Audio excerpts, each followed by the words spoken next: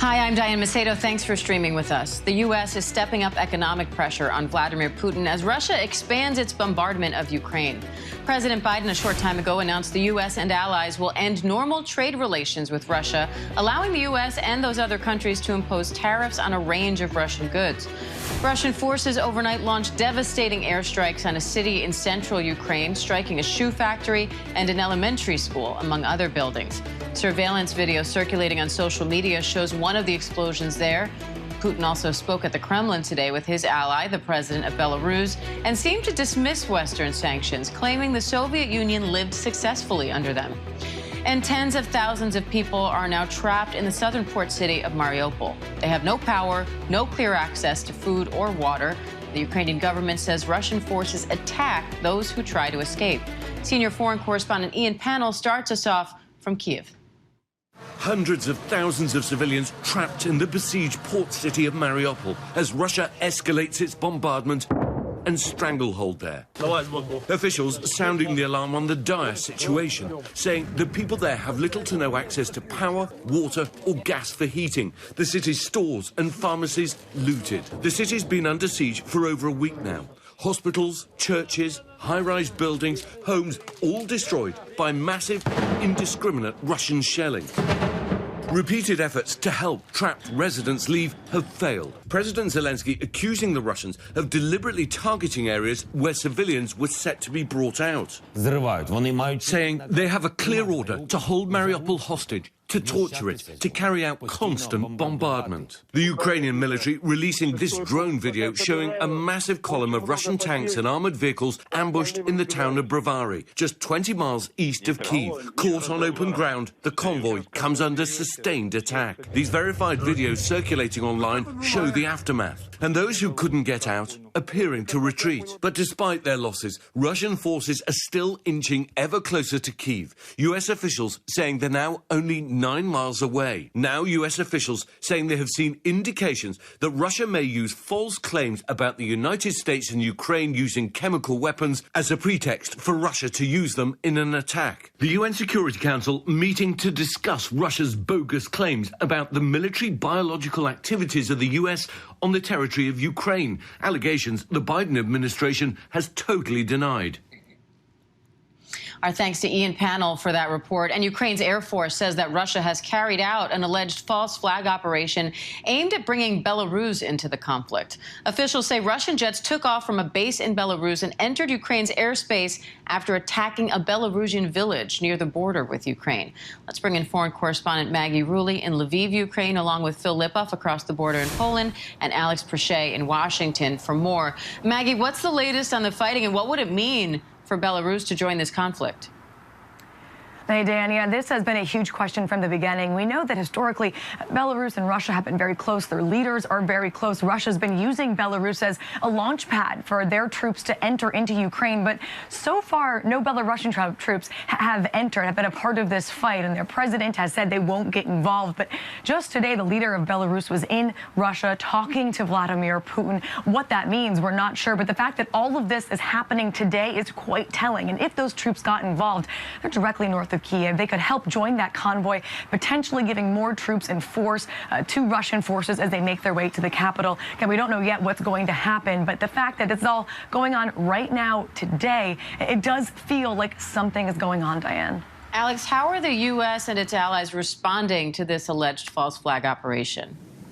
Well, Diane, there's outrage, and on the other side, where there have been false flag allegations against the U.S. and the Ukrainians, they have been vehemently denying these. But the administration the White House has been warning that that Russia could be using these false flag operations to basically get Belarus to join in against Ukraine here. And look, I mean, this is coming as we're already hearing from the deputy for President Zelensky, saying that Zelensky is willing to sit down with Vladimir Putin. But you have to wonder what could be accomplished if you're now dealing with another potential nation being brought in conflict here. So, Phil, thousands of U.S. troops have been deployed to Poland and other neighboring countries to bolster NATO security in the region. Would Belarus entering the conflict change their role at all? Well, it would certainly complicate it, but no, I don't think it would change. I think Maggie's right.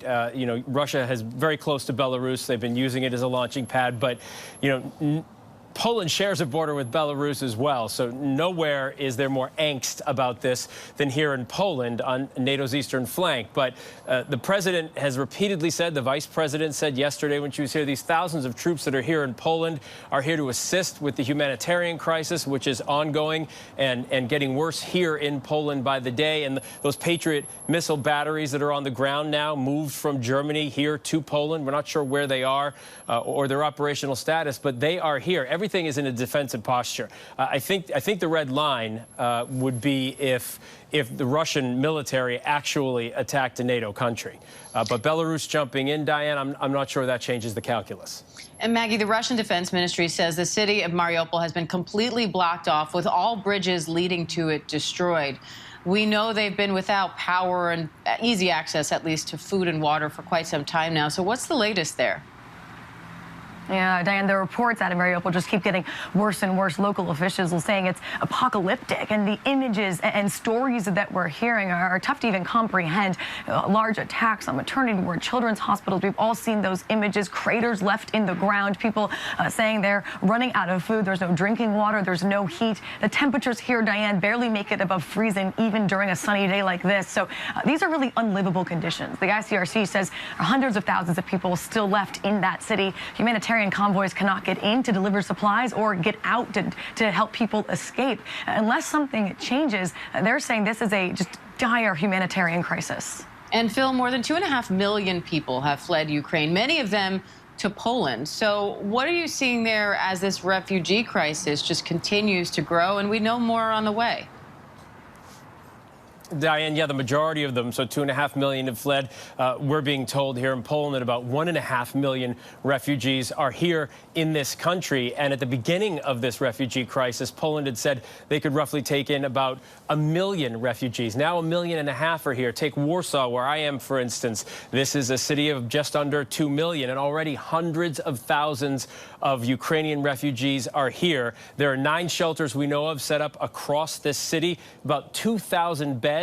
And these are beds to keep the refugees for a night or two before they can find a more permanent housing, if you can call it permanent at this stage. But that's 2,000 beds for hundreds of thousands of refugees. This crisis is only getting worse. I spoke to the head of social services for the city of Warsaw yesterday, and I asked him how many more refugees does he think this city can take, and he just looked at me and said he has a bad feeling that a storm is coming.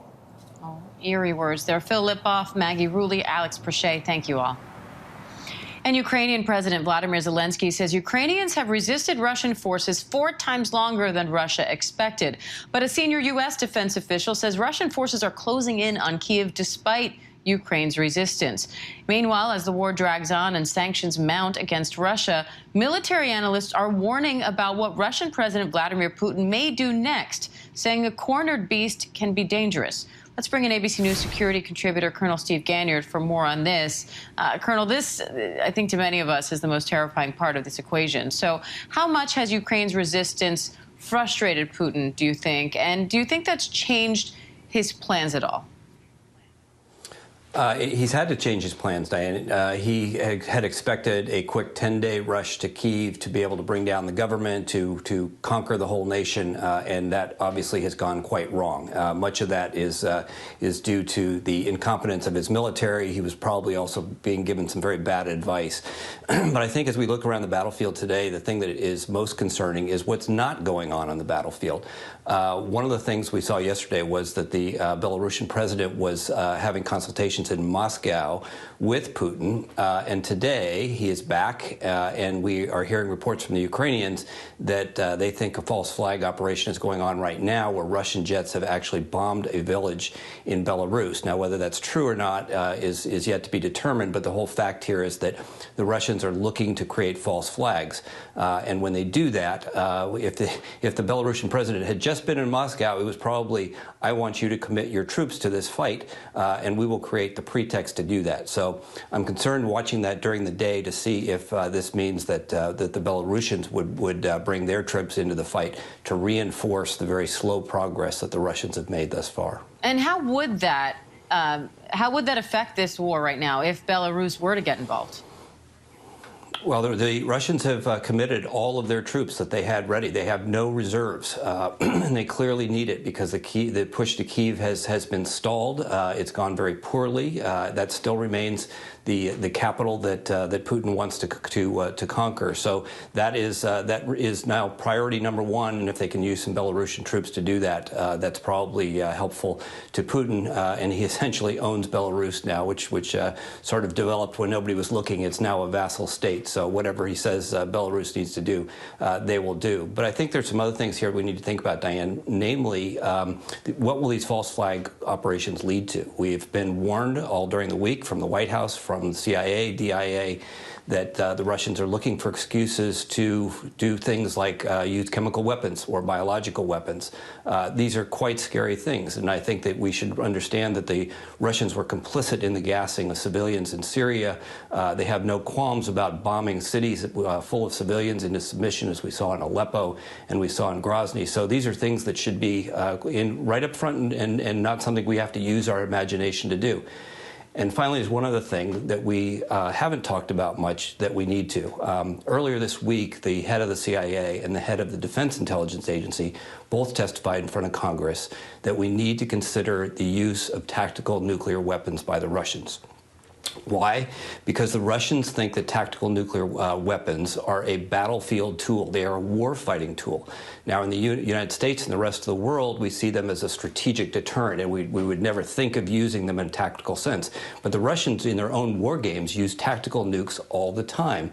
So if Putin were to say that the calculus on the battlefield right now would be too humiliating to come to a decision to be able to say, okay, this fight is over, he needs to do something, as the CIA director said. He needs to escalate to de-escalate. How does he do that? Does he do it with a chemical attack? Does he do it with some sort of biological attack? Or does he do something by using a tactical low-yield nuclear weapon somewhere in Ukraine and say, surrender or there are more to come? Very scary, but when you have the CIA director and the DIA director saying this week that that needs to be in the realm of possibility, that is concerning. And the president just moments ago was asked about this potential for chemical or biological weapons to come into this conflict, and he promised a severe response if that were to happen. He didn't elaborate on what that means, but how concerned are you, one, of what that response would look like, and two, exactly what you're saying, that this continues to escalate into something much larger and then involving nuclear weapons? Yes, so the president has a tough call here. Remember that previous presidents, President Obama actually went in and struck Syria for using chemical weapons on civilians. So he who says A needs to say B. But in this case, saying B may lead to World War III. And so the White House and the president are going to be put in a very difficult position if the Russians use either biological weapons or chemical weapons or drop a tactical nuclear weapon somewhere in Ukraine. So these are very, very tough choices. The White House is trying to walk a very, very narrow path to be able to continue to deter Russia to get them to stop this war. But this is very scary, intense times. Sure is. All right, Colonel Steve Gaynor, great to have your analysis. Thank you. Thanks, Diane. Coming up, Russian prosecutors are asking a court to declare Facebook's parent company an extremist organization. What that move means after Meta changed its hate speech policy when we come back.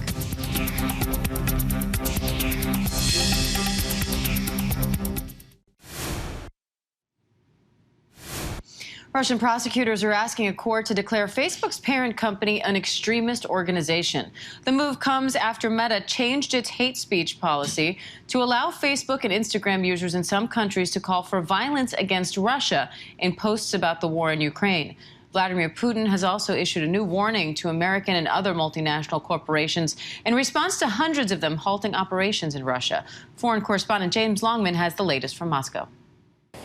Yeah, hi Diane. More fighting talk from President Putin. He's actually been speaking this morning alongside Alexander Lukashenko, the Belarusian leader. He's here in Moscow for talks. Remember, Belarus is allied with Russia against Ukraine. Vladimir Putin has been speaking about how confident he is that Russia can overcome sanctions. He's also been talking about how Western countries have only themselves to blame for the soaring food and energy prices that we're seeing really across the United States and in Europe. Russia is not only a major energy supplier, but it's also the world's largest exporter of wheat, and it's also a top fertilizer exporter. So a lot of countries really do depend on Russia for their goods, and Moscow has long been able to use this against the West. But I think it has come as some surprise to the Kremlin that for the moment at least Western countries do seem willing to sustain these costs as they support Ukraine. Putin has also promised that Russia will adapt, but without customers for its goods, it's not only going to be difficult for its economy, but I think also supplying this conflict in Ukraine, which could well last months. Putin has also warned Russia could seize the assets of firms leaving Russia and transfer them to companies who are willing to work in this country. That would obviously be a dramatic move, but I think it's unlikely to generate the kind of income this country is now losing. And 2 weeks into this conflict, 330 multinational companies have already paused operations here, and it's very visible. Take a look at this. The biggest mall in St. Petersburg stores have been shuttered as sanctions start to bite. McDonald's is due to shut its stores on Monday, and there have already been big lines at other Western outlets as people here rush to make one last purchase. And Dan, I should bring you some sort of breaking news this morning. The Russian prosecutor's office here has declared that they want Facebook to be designated an extremist organization. That would equate it with groups like ISIS. It would mean that anybody who does access this website through VPNs and other ways that a lot of young people, for example, do manage to access banned websites here in Russia, if they do, they could be open to prosecution under terrorism laws. It is an extraordinary escalation and just shows you where Russia is right now. Dan? Sure does. James Longman in Moscow, thank you. And the multi-billionaire Russian oligarch who owns one of the most famous soccer clubs in the world has been slapped with sanctions by the British government. He's one of several Russian oligarchs now targeted since Russia invaded Ukraine. Eva Pilgrim has the latest. This morning, operations at one of the most famous soccer clubs in the world, Chelsea, blocked. The club can't sell new tickets, merchandise, or even buy and sell players. The reason? It's owned by this man, Roman Abramovich, currently worth more than $12 billion. The UK government sanctioning him, calling him a prominent Russian businessman and pro-Kremlin oligarch who has a close relationship with Putin, something he denies. Abramovich cheered by the Chelsea fans during Thursday's match. He's owned the reigning Champions League and Club World Cup winners for nearly 2 decades. The UK government, for now, granting the club a special license to operate on a limited basis, but halting Abramovich's attempted sale of the team. Abramovich, one of 7 oligarchs now directly targeted by the UK, banned from entering the country, their assets frozen. As you may know, London is host to so much Russian wealth. It's known colloquially as Londongrad. So for the UK, even to take any steps towards sanctioning Russian oligarchs is really a case of biting the hand that feeds them. Russian billionaires feeling the squeeze from countries around the world. The U.S. has directly sanctioned a number of oligarchs and blocked 19 of them and 47 of their closest associates and family members from traveling to the U.S. Their super yachts targeted as internet sleuths track them around the globe using accounts like Russia Yachts on Twitter. As the threat of more sanctions grows, reports multiple luxury yachts owned by Russian billionaires have made their way to the Maldives to avoid being taken. Dubai also becoming a safe haven as the West shuts Russia out. So what happens to these luxury properties and yachts? It's one thing for governments to seize property. It's another thing for them to take ownership. And experts say to do that, they'll have to prove some level of criminality, meaning likely long legal battles ahead. Diane? Oh, boy. Eva Pilgrim, thank you. Coming up, remembering the life and legacy of Emilio Delgado, a star on Sesame Street for more than 4 decades. Stay with us.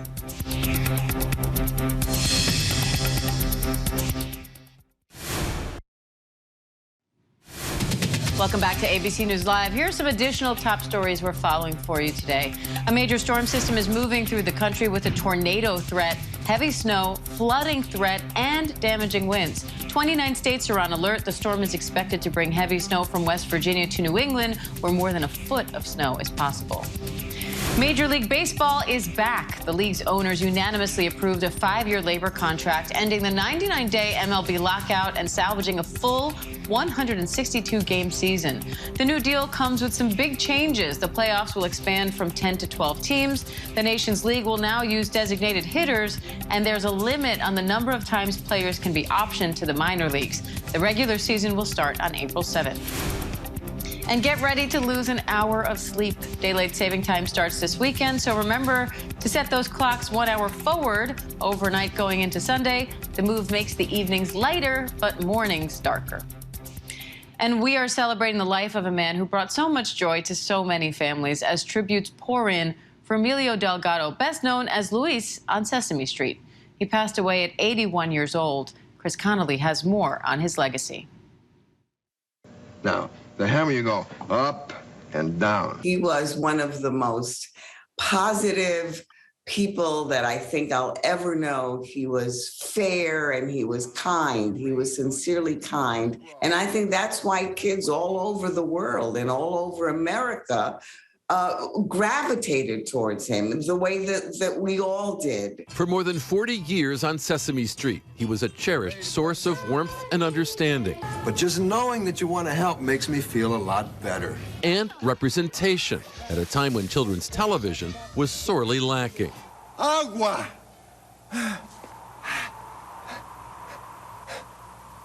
As Luis, from 1971 to 2016 and beyond, Emilio Delgado would be beloved by generations, as he was by Sonia Manzano, who played Luis's on-air spouse, Maria. We broke much ground. He and I both were raised at a time when there were no people of color on television at all. I'm sure, and I know for myself that I watched a lot of television and wondered what I was going to contribute to a society that did not see me. And I think that when we eventually got on Sesame Street, we were what we ourselves needed to see growing up in the United States. From the Fix-It Shop. You know, this is the first quiet moment we've had all day. Luis would uplift Muppets and humans alike with that radiant smile.